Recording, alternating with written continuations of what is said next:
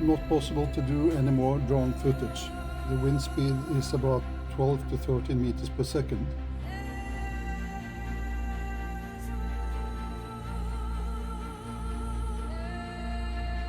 As you see in the background, it seems like a veil. It's actually fog or a cloud converted to snow. It's currently whipping in my face.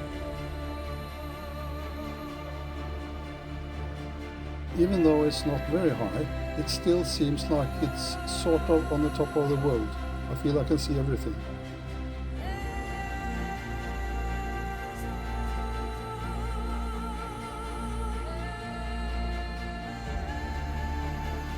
Slowly, this veil of snow is creeping up on me, so I'll rather go down from this mountain. I'm currently at approximately 1100 meters.